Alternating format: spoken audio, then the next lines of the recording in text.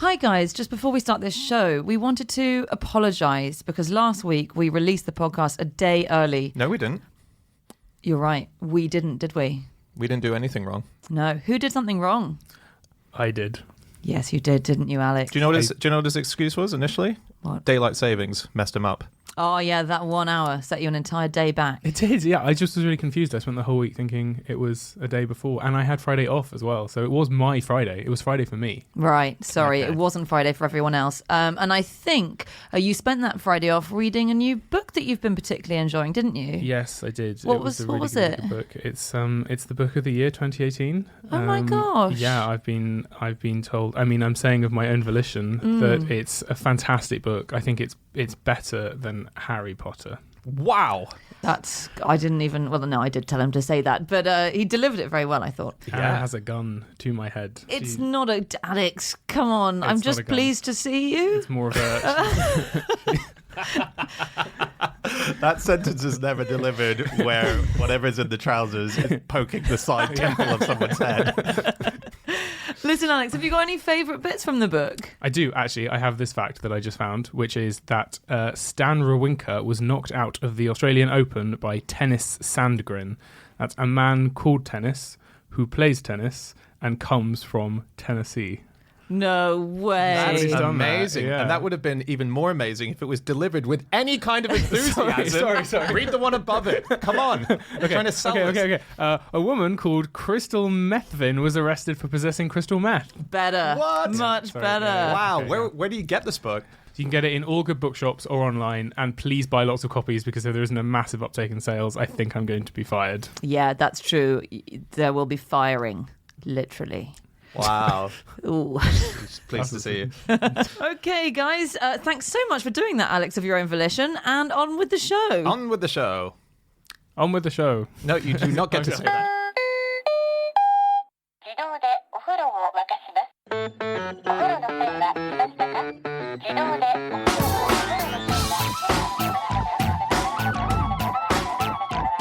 Hello and welcome to another episode of No Such Thing as a Fish, a weekly podcast. This week coming to you from our Book of the Year 2018 tour in York.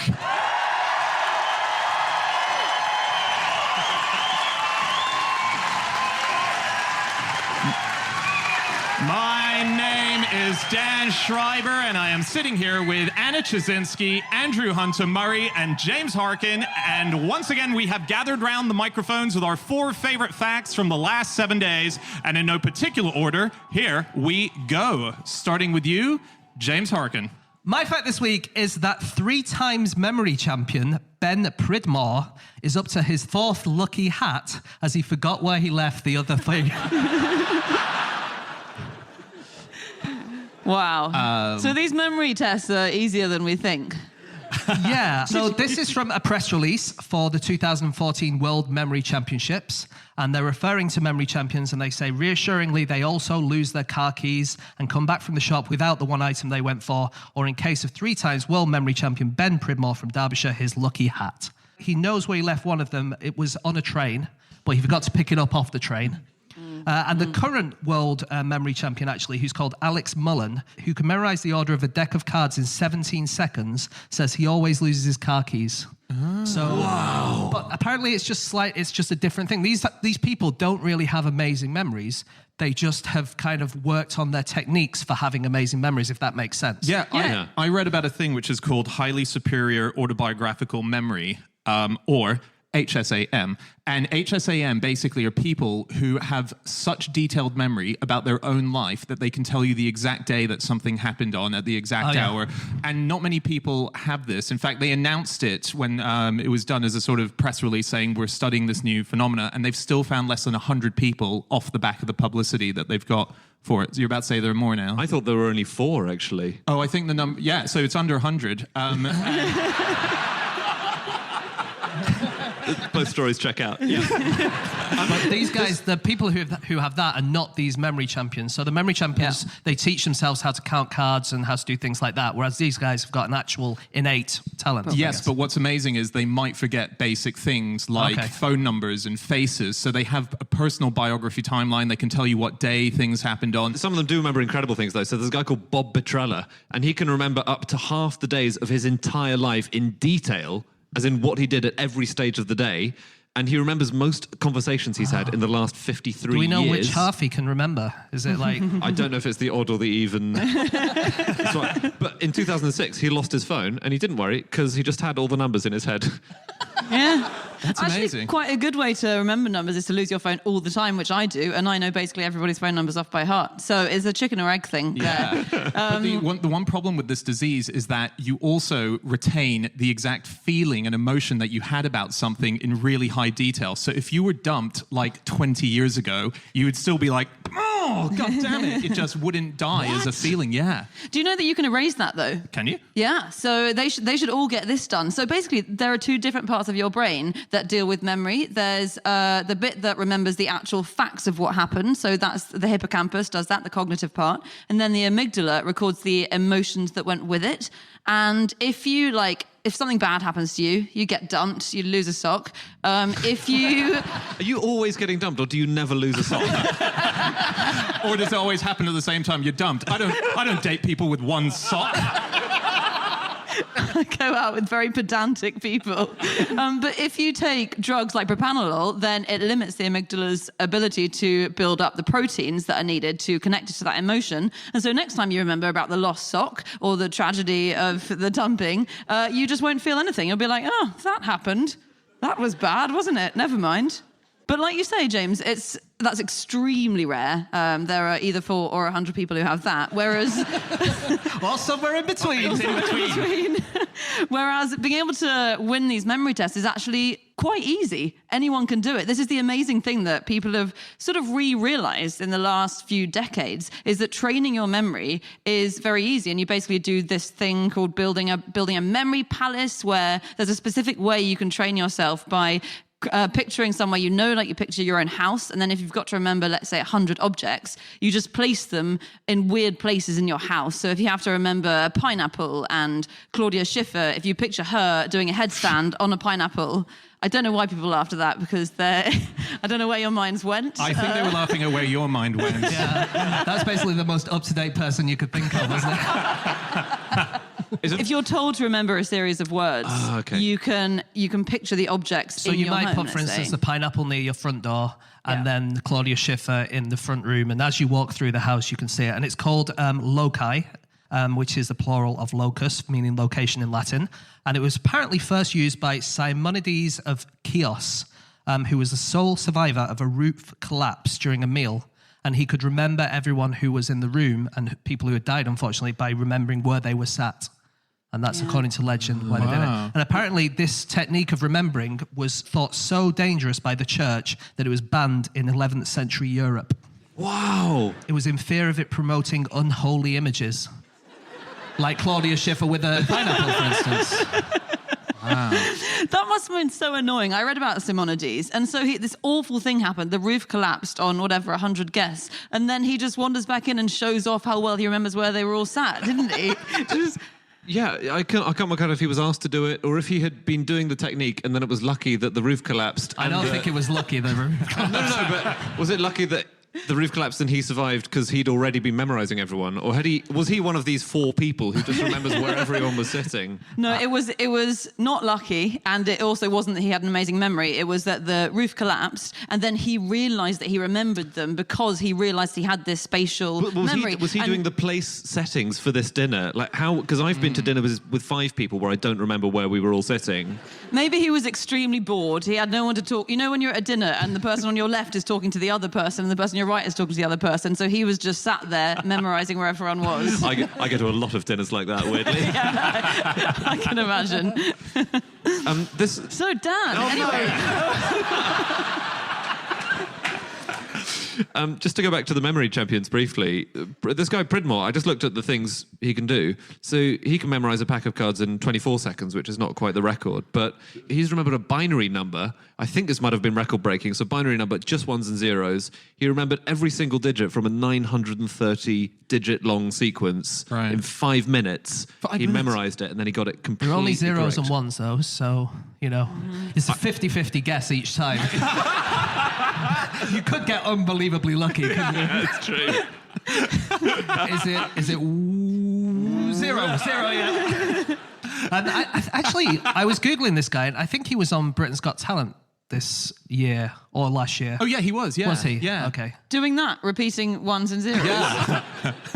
We met a guy, James and I, years ago, met this guy, incredible guy called Daniel Tammet, who is he has autism, he has Asperger's, and he has an incredible ability. He says it's kind of like his state is almost like what Rain Man, the movie, was, except he has this incredible ability to actually communicate and tell scientists what's going on the inside. So he did a few record-breaking number memory things. And He was the guy who learned how to speak Icelandic in a week or something, yes, didn't he? exactly, yeah.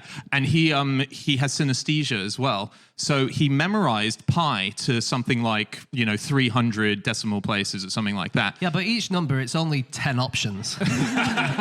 You could get unbelievably lucky, couldn't you? But he did it by using synesthesia. So every number has a color associated with it, and he memorized the colors. So when he had to tell it for the record, he just pictured walking and passing all the colors on the ground of each number. So he just saw a red and went 6 and a green and yeah. That's how this memory training works. It's the same thing. It's turning into a visual thing, isn't it? God, imagine you're picture a about to break scene. the record and suddenly instead of a 9, there's Claudia Schiffer and you're like, oh God, what number was that meant to be? She's definitely a 9.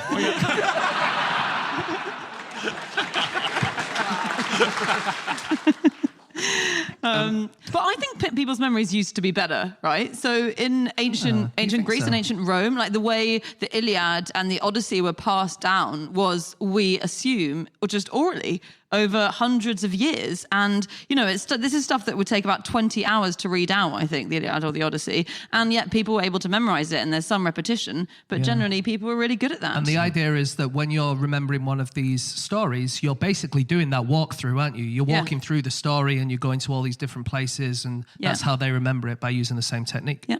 And the person who found that, actually, there's this really cool guy called Milman Parry, who was a Homeric scholar, and he was the person who founded the whole idea of oral tradition. So if you ever hear someone talk about the oral tradition of passing stuff down, he invented that. It was in the 1930s he was working, and he went to Russia and he found some Slavic people who were still passing down stuff through oral traditions, and they had poems that they would recite that were tens of thousands of lines long about, for instance, Franz Ferdinand's assassination or something. And so he developed this whole theory, but he never got to complete it because he accidentally killed himself when he was unloading a suitcase at his mother-in-law's house, and a loaded gun in there fired into him. Oh, what? Wow. That story took a dark turn, A loaded gun in a suitcase. I know, don't do it. I don't know how it got through security. Wow. You know who this guy Pridmore is worse than in memory terms? No. A chimpanzee. Oh, come on. Okay, so this is about 10 years ago. He went up against Ayumu, who was a chimpanzee at Kyoto University, and it was a specific memory task where you had to recall a random series of 9 numbers. They would flash up and then they would disappear very quickly, and you had to tap them in the right order. Chimpanzees have photographic memories in that regard only, so they can remember patterns and sequences really well. They're good at right 90% of the time. He got it right 33% of the time. Wow. Wow. Yeah. But if this chimpanzee is clever enough to get into Kyoto University, you must be.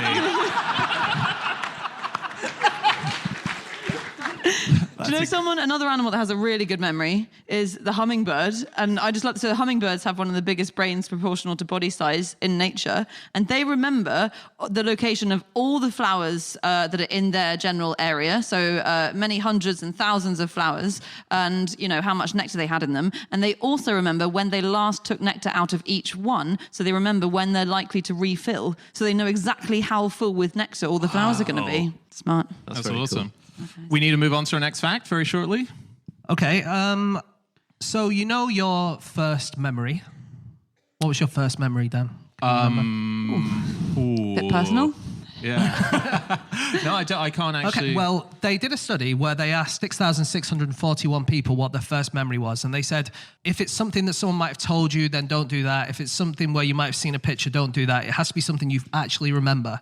And it turned out that 38.6% of them remembered things from before the age of 2. And almost 1,000 people claimed to have remembered things from before they were 1. And people reckon that that's completely impossible. And actually, you don't really start forming memories that you can remember in adulthood until you're 3. Wow. And so it means that about 40% of people have a fake first memory. Wow, that's amazing. Also, can we just pause for a moment on the fact that Dan can't remember his first memory? I mean, Do you remember your second memory? Maybe I could work back. Yeah. We were on a boat in Hong Kong. It was. Yeah. I love the idea of when you get older, memory sort of plays with you a bit. But also, there's a lot of people in the entertainment industry who's obviously done a lot of drugs in the 70s and 80s, and they've fried their brains. So memory is sometimes questionable. And I was reading a story about Aerosmith. Steven Tyler did a lot of drugs in the 70s, and he was sitting in a cafe with Perry, who was in his band. And they were listening to a song on the radio called You See Me Crying. It was from that album. And Steven Tyler was like, this song is amazing. We need to cover this. And Perry went, it's us, fuckhead. No. Wow. Should we move on to our next fact? Yeah.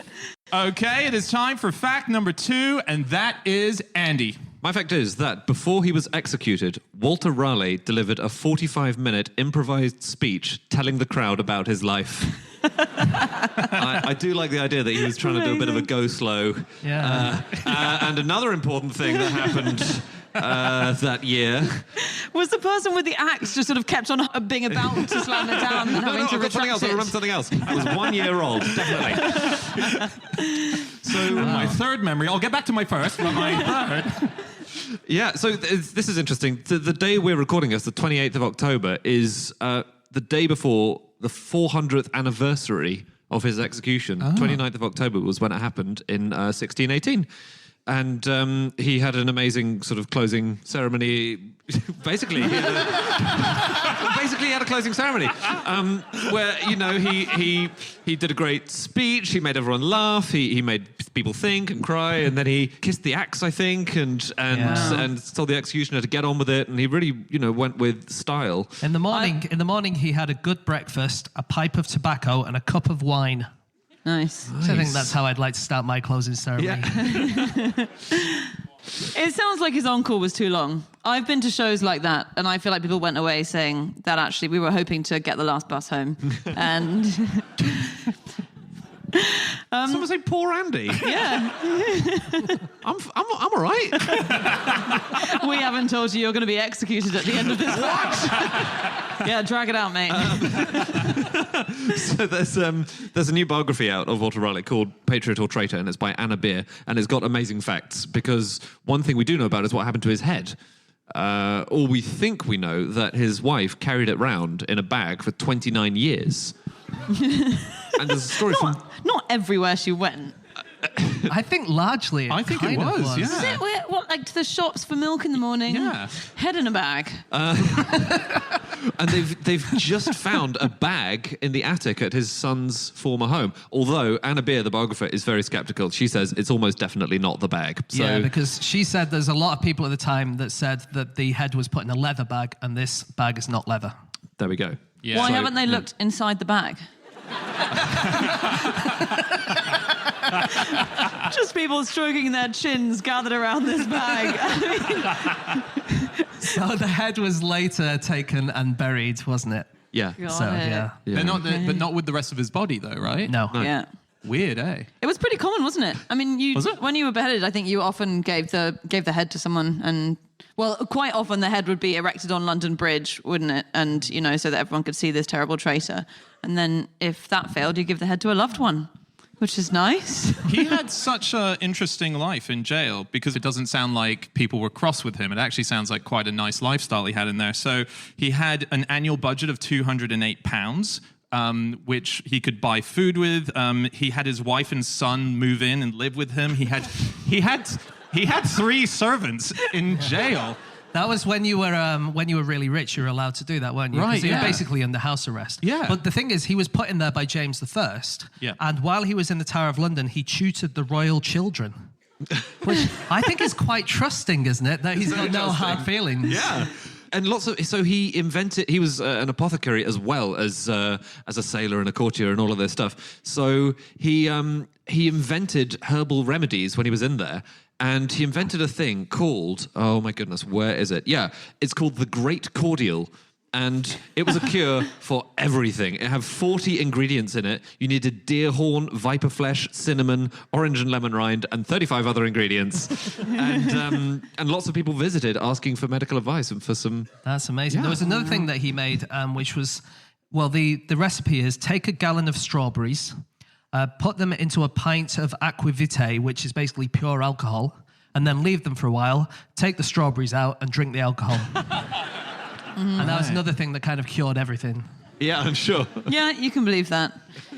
He was in prison a lot, though, wasn't he? So it's good that it was nice for him. He was kind of a bad boy. He probably would have been today. He was always getting into scrapes. Like a Pete Doherty. He was like a... He was the Pete Doherty of his day. I think he got involved in various spats, one with the Earl of Oxford over whether or not the Earl of Oxford should leave a tennis court.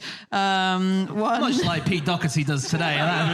It was that kind of thing. But yeah, and he was sent to prison when he got married. In fact, quite famously, he fell in love with Bess Throckmorton, and Queen Elizabeth probably fancied him in some way or was attracted to him, and so was kind of annoyed when he married Bess behind her back. She was one of her ladies in waiting, right? So she kind of felt betrayed because they'd gone behind her back. Yeah. And the amazing thing, and this is where I think those Tudor dresses came in very useful, is that before marrying her, he, like a lad, impregnated Bess Throckmorton. I don't mean like a lad, guys. No, he got Bess pregnant, and she had to conceal it. So she stayed at court, waiting on Queen Elizabeth the whole time, but managed to conceal that she was pregnant. And she only went and stayed with her brother 2 weeks before giving birth. And then as soon as she'd given birth, she had to go back immediately. They had ruffs those days, didn't they? So maybe her ruff just got bigger and bigger and bigger until it was to the ground. Like the neck thing? Yeah. Drooping down over her belly. What a weird place to start with your disguise for pregnancy. Andy, we need your help. I've got an idea, guys. How are you going to cover up your pregnancy? I don't know. I might use my shoe. Yeah. We'll make the pointy shoe point upward and upward and upward. So a lot of people hated him as well because he was really popular with Queen Elizabeth, and he was also extremely handsome. Apparently, he was one of the most handsome men in the whole age, and so people had it in for him. There was a popular song which called him a damnable fiend of hell. Yeah, wow. And even his friends didn't really like him either. Genuinely, a lot of people just really didn't like him. He then, when Elizabeth died, he got on the wrong side of James I. Or basically, James I didn't want anything to do with him because he was to do with Elizabeth. And then he got sent to prison because of that. And then basically the whole opinion of him changed, and everyone kind of really liked him after that. And some people said this is the quickest that anyone has ever gone from being completely hated by everyone to being roundly loved by everyone. Wow. And when he did that 45-minute speech, straight afterwards, loads of people printed it and started handing it out as a pamphlet so you could read about this thing, because it was all about how he should never have been sent to prison and how contemptible James I was and stuff like that. So then James I's government started setting about its legal case at tedious length with more pamphlets going out to everyone. And every time they sent out a new pamphlet, people just went, nah, I'm on this guy's side. Wow. And actually a load of these printouts of his final speech, there's still 100 of them out there. Still being circulated. That's he was let free for one last caper. So he was put in prison in 1603. Not the food at caper. That was his final meal, and everyone said, "How humble, Sir Walter! He just wants one caper." No, but he was in prison for 13 years, 1603 to 1616, and then he managed to win James I's round, and he said, "Look, give me permission to sail to Guyana and have an adventure." And he said basically, "Can I go and find the lost city of El Dorado?" Yes, that's true. And James I went, okay. Yeah. And unfortunately, he did not find the lost city of El Dorado. And then he attacked the Spanish, who James was trying to suck up to at the time. Yeah. So when he got back, he was put in prison again. And then when he was on his little caper in Guyana, He was one of the first people, I just like this, it's not really to do with the rest, but he was one of the first people to write about the Amazons, you know, the female warrior people. And he said that he went to a village in Guyana and he was told by the people there that every April, the Amazons came to the village and cast lots for the men of the village. And then they would have their way with the men like a bunch of lads.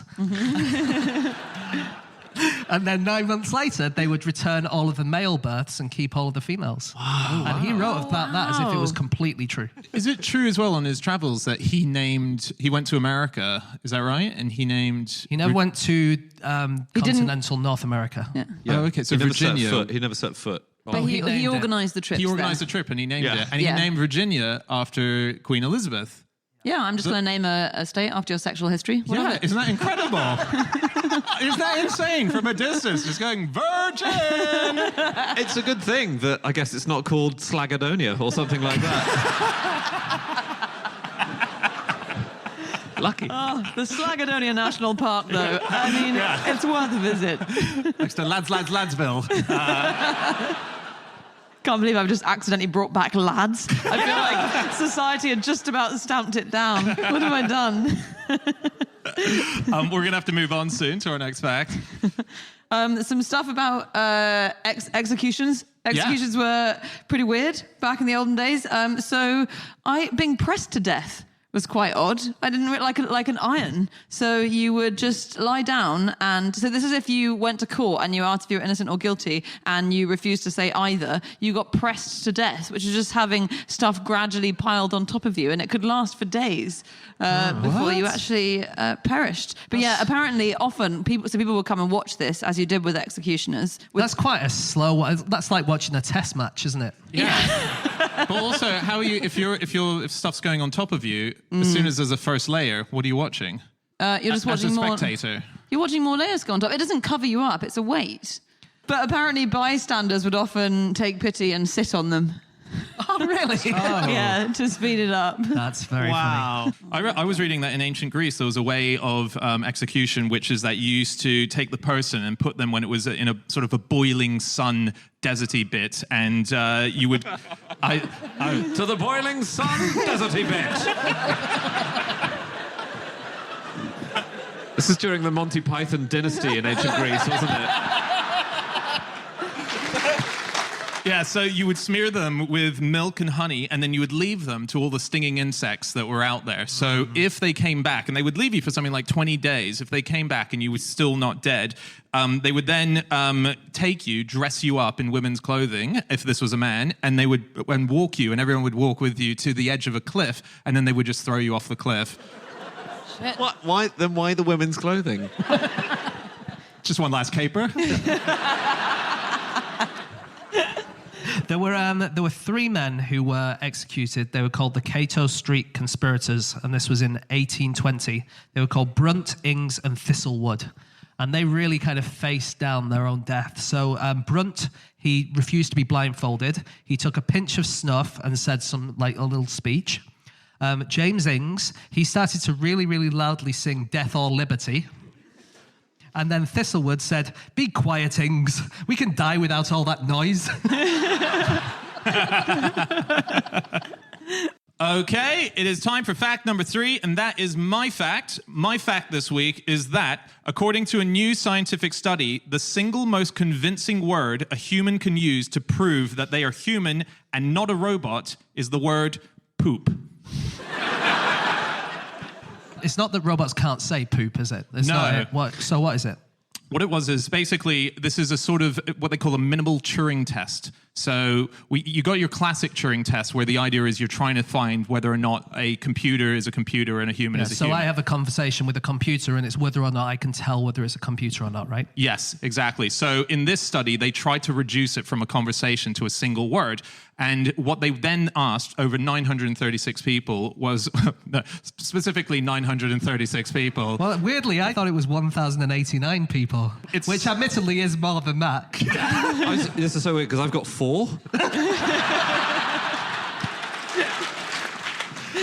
Yeah, okay, so yeah, somewhere between 4 and all the people in the world. And what they were asked was to say one single word that they thought would represent the word that a human could use to say, I'm human. And in the version of number of people I have, 936 answered, but only 428 unique words came out of it. So there was a lot of doubling up on words.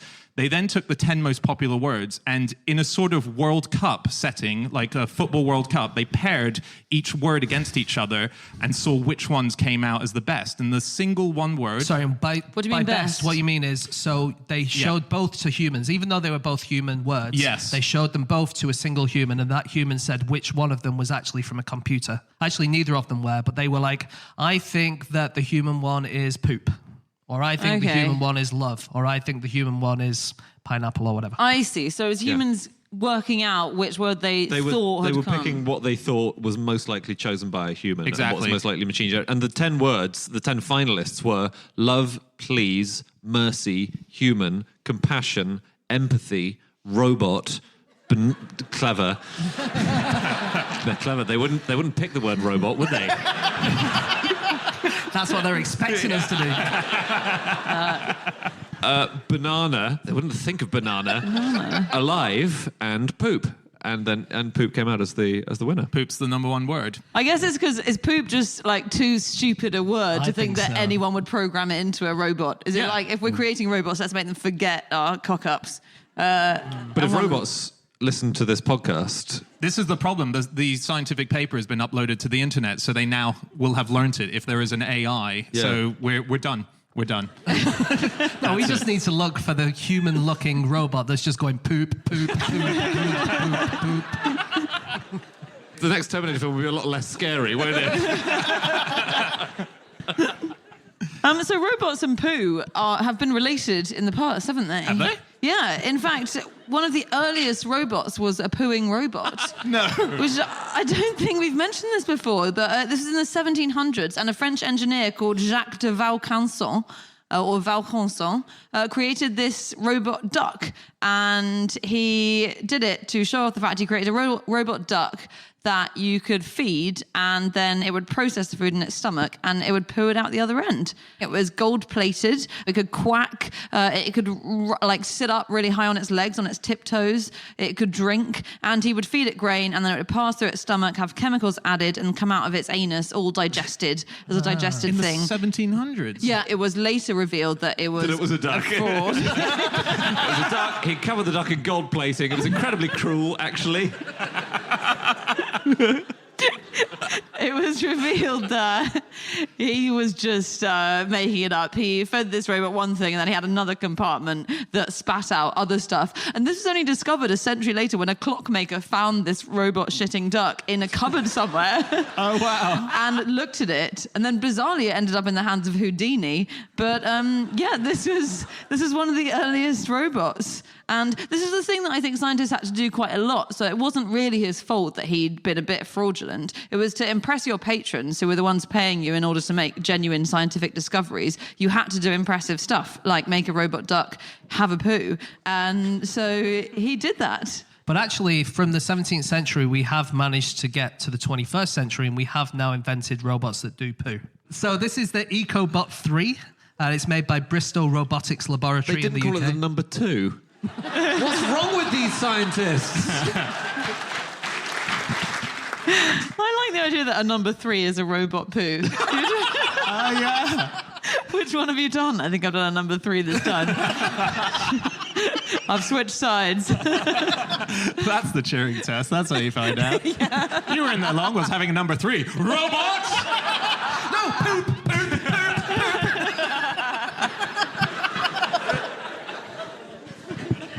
Sorry, go on. So EcoBot number 3, there's not much more to say. Basically, it picks up leaves and it picks up detritus from the ground and it turns it into energy. And then it actually does make, and you can see videos of it. Cool. If you really want to, you can see it kind of making little poos.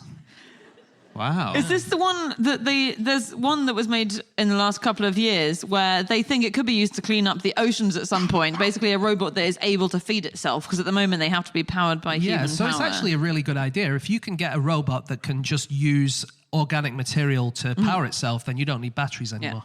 But at the moment, it's just a robot that sits in a bath and just about the organic matter gives it enough energy to open its mouth again to swallow more organic matter. That's the one, isn't it? It's a degrading life for future robots who are looking back.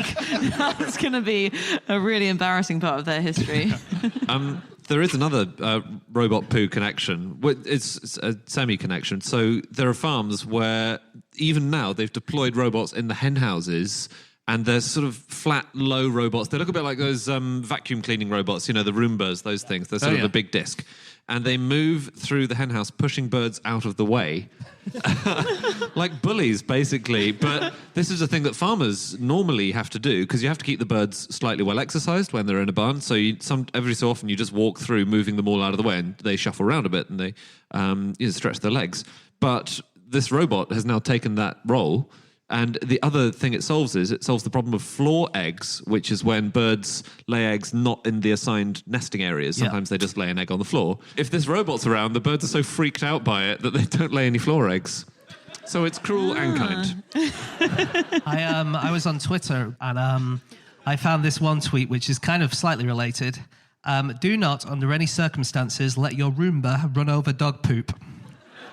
Because if that happens, it will spread the dog poop all over every conceivable surface within its reach, resulting in a house that resembles a Jackson Pollock poop painting. Bit of public service. Yeah. There was a news story about that. What's that? Yeah, this couple woke up in the morning. Their house was just, as you say, poo everywhere. And the husband immediately said, I think the Roomba must have gone out of control in the night. Had to run out and buy a Roomba. And a dog.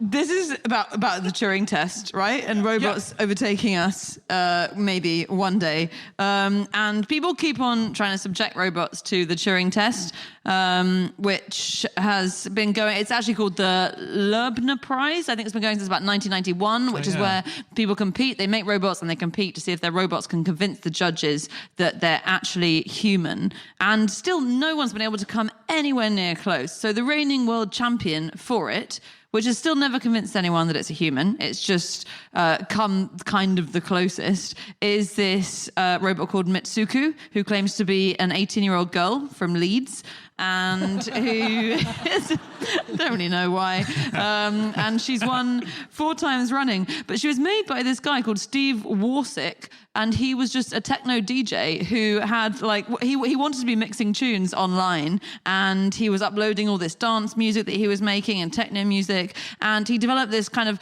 complimentary teddy bear chat bot just for the site as like an extra thing, and he realized everyone way preferred the chat bot to any of his music, and so he focused on that, and he's gone on to massively win this. So online you can talk to Mitsuku, and I thought I'd give it a go to see if I could tell if she was a robot or not.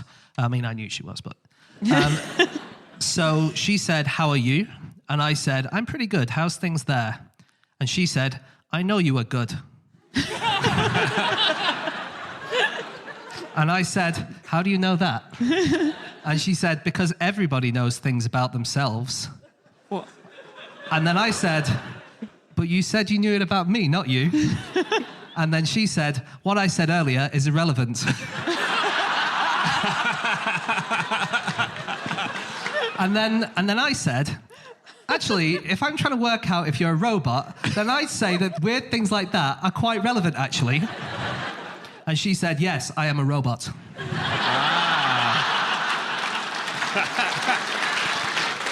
So I think I kind of worked out then, at that stage, what the kind of flaw in Mitsuku was. So I reloaded it, and she said, how are you? And I said, are you a robot?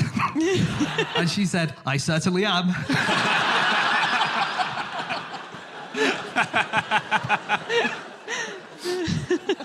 I've just remembered, I've spoken to Mitsuku as well. Have you? Yeah, I did and this is bizarrely, it's online, I think it's on YouTube. I interviewed not only Mitsuku, but the creator, what's his name? Not of Mitsuku, but Lubnix. From the prize. Steve Warsick. No, the other one, who the Loebner? prize is named Oh, after. the Loebner Prize. Yeah, Loebner. Yeah. So I interviewed Loebner, Mitsuku, and like 3 other chatbots over a Skype on, they were all in different locations, and we had this big chat with each other for like half an hour. It was so surreal. Wow. Was it coherent or was it? No, Did you that do was one- not coherent. You know what I'm like? Like the chatbots were like, I don't think this guy's real. This is fucking weird. I don't think a robot would say the boily hot deserty place. Let's make our excuses and get out of here. I'm going for number 3. I'll be. You know that Zuckerberg now has his own AI sort of HAL, 2001 Space Odyssey HAL. He has it in his own house that he... Like an assistant kind of thing. Yeah, so it runs the house. So it's, turn the light, kind of like what Amazon Echo and so on has become. It's called Jarvis, which is actually a dedicated name to, does anyone It's remember? an Iron Man. Iron Man, Yeah. exactly. So it's called Jarvis, but he has it voiced by, and he asked the internet for suggestions, Morgan Freeman. Oh, wow. Morgan Freeman is the official Jarvis voice for That is his pretty house, cool, isn't recorded specifically for his AI, we can turn the lights on, kind of thing.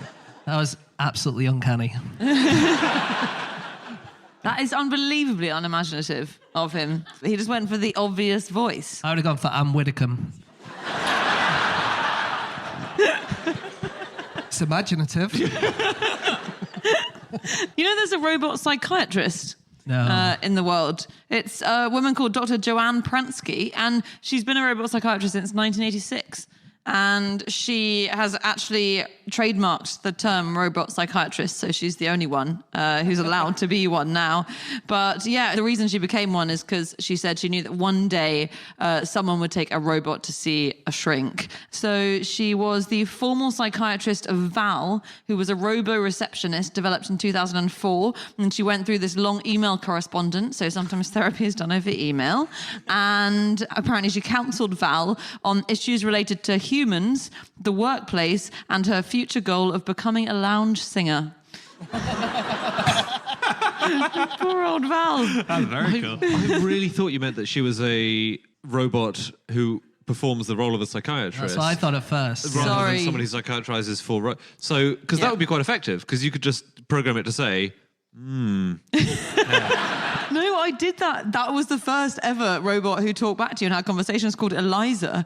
And she was developed in the 60s, and you can still have conversations with Eliza online. So they put her up online now, and she is not a good therapist. Really? So, well, first of all, the website says, imagine you're a really depressed or anxious person, and then type your question in. So I just made some stuff up. So I said, my earlobes are so big, I get paranoid about them when I go out in public. Oh, Anna, no. Really? I do.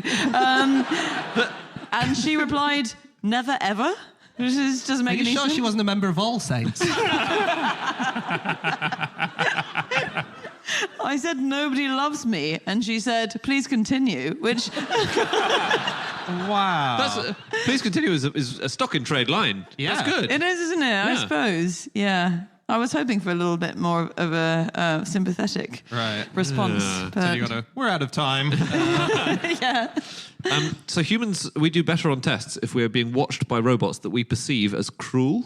Okay. So it's not a very comforting result. But basically, they tested different groups of people. They tested one big group of people, I guess, and they both had a little conversation with a chatbot, and the chatbot was either quite friendly to them or said things like, "I do not value friendship," and had a slightly mean face. And all the people taking the test were then asked to complete a task, and the ones who were being watched in the corner of the screen by the cruel robot worked faster and made fewer mistakes. Wow. Really? Wow. Is that because you're not distracted by trying to socialize with them? I think it's because you're absolutely terrified. Yeah. I'm afraid so, yeah. I do like that as a response in conversation. Next time I'm trapped in one, I'll just say, I do not value friendship. Enjoy this party. We're going to have to move on shortly. Oh, I have one last fact about Yeah, poo. go for it. Okay. The final poo fact is about a suburb in Madrid, which was called Brunete, and it was trying to deal with dog poo. And they had an incredible method of dealing with it. So when the owner didn't pick up after the dog, they have volunteer detectives all over the town. and the volunteers would spy on dog walkers. They spotted a dog walker not picking up after their dog, and they would just approach them and get into a conversation and say, "Oh, he's a cute dog. What's his name?" And they'd get the dog's name, and then all the dogs' names are in a register, because when you buy a dog in that suburb, you have to register it. That's clever. And then they would pick up the poo and mail it to the owner of the dog. This happened in a suburb in Madrid in 2013. And they would get a gift box, open it up. Wow, if you live in Madrid, do not buy a Roomba. And the mayor said it improved things massively by 70%. And word got around that you'll get poo sent to you in the post. And the previous method they had was having a lifelike remote-controlled dog poo and using it to follow around dog owners. That's amazing. That detective, that is a rough gig to get as a detective, isn't it? If you've read Arthur Conan Doyle and you've fantasized about being Sherlock Holmes your whole life. That's what happens when you upset the chief. He's going, I'm firing you back down to dog poo. Give me a gun, your badge, and your scoop. Time for our final fact of the show, and that is Jasinski. My fact this week is that if you shake your keys at a moth, it thinks you're a bat and drops out of the sky. It's just... Wow. And I have to say, I found this out a few days ago, and I've been desperately looking for moths, and I've been carrying my keys everywhere, and I haven't seen one, so I haven't been able to try it. But apparently this is definitely true, and it's because bats track down their prey by using echolocation, so they send out sound signals that bounce off the things that they want to eat, and that tells them where they are.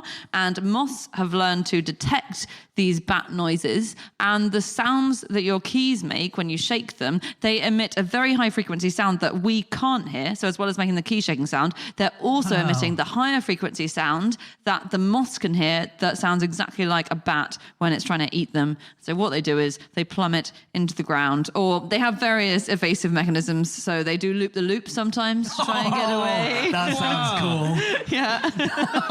If you can make a moth do a loop the loop on command. Yeah. That is a Britain's Got Talent I would watch.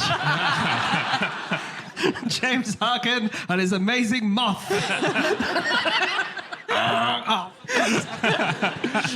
But yeah, that's that it. is quite Very amazing. cool. And, you glossed over it, but the fact that if you wave keys at any of us, you're going to make sounds that we can't hear. I find that amazing as well. That's It's going to deafen all the moths in the York area.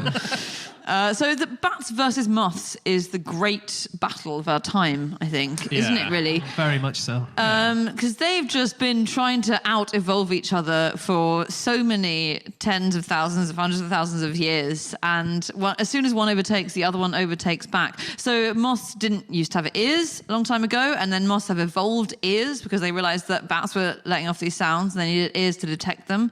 And so 50,000 species of moth have ears. They have them in various places on their belly or their legs or in their mouth. Some of them. Sorry, it sounds like a meeting where it's like, do you know what's screwing us up with these bats? No ears. What are we going to do? We're going to get ears. In the normal place? Everywhere. A thing about deaf moths, is that there is a parasitic mite that loves living in moths' ears, and it's the only place they can live. But ingeniously, they're never found in both ears.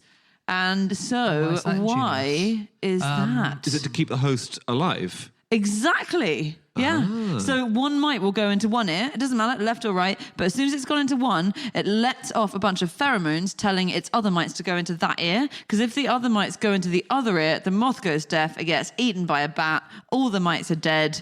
Plan failed. Caper ends.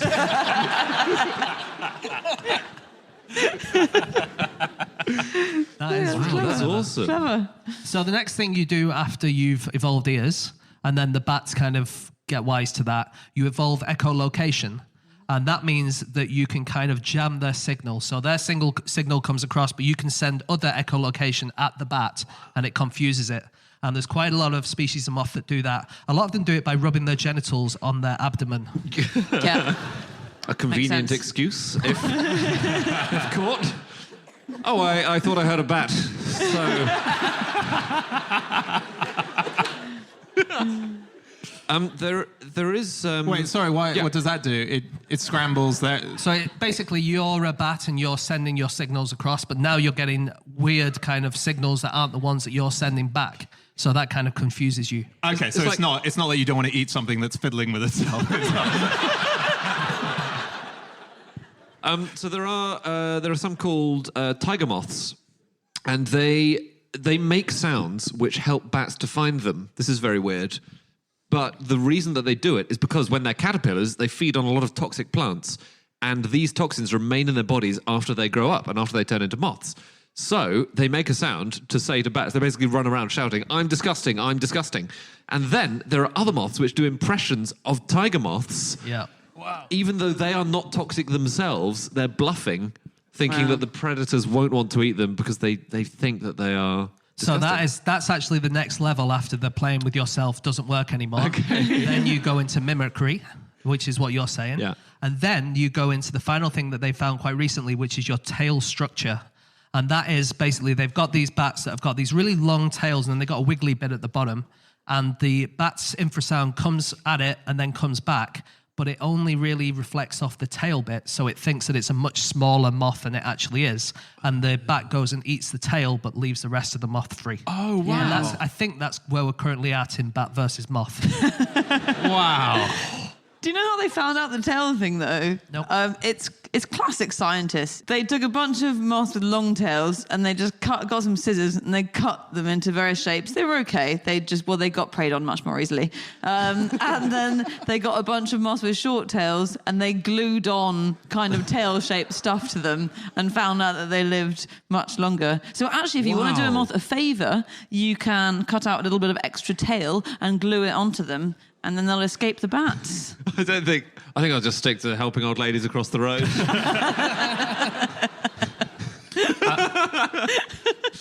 We're going to have to wrap up shortly. Oh, really? Yeah. Okay. Do you know, I actually didn't know this, but no one knows why moths are attracted to light. I just find that bizarre. It's the only thing they really do in front of us, and we've got no idea what they're doing. There's a theory about the moon, but that's been disproved You're kidding. in the last few years. So science thinks that's not the deal. There's one other theory, which is that the light that's given off by female moths' pheromones. So I find that amazing in itself, that female moths give off these pheromones, which slightly glow. But the light that's given off by them is quite similar to the light that's given off by candles and light bulbs, but it's the same frequency, but not the same wavelength. So we're not sure. Basically, why are they all smashing into light bulbs? This was the problem I had when I went on Britain's Got Talent, actually, because there's lights everywhere. Oh, no. I went through about 300 moths. They just kept flying into the lights. Okay, that is it. That is all of our facts. Thank you so much for listening. If you'd like to get in contact with any of us about the things that we have said over the course of this podcast, we can be found on our Twitter accounts. I'm on @lads.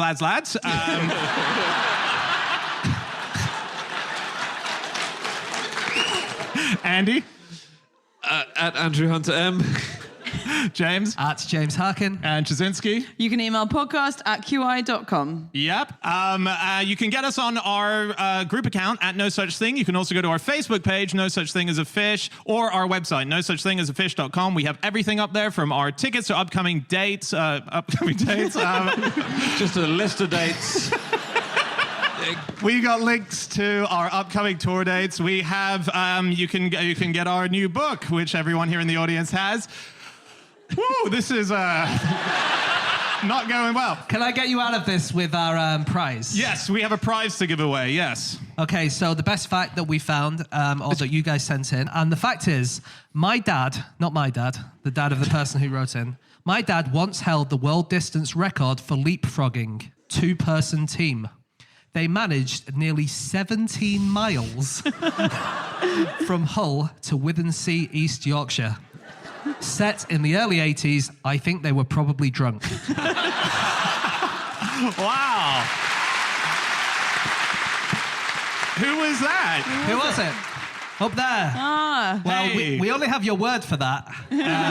So come to us for the book afterwards. Come to the front of the queue, and we'll test that it's you, because I assume it's genetic, isn't it, leapfrogging? So. Exactly.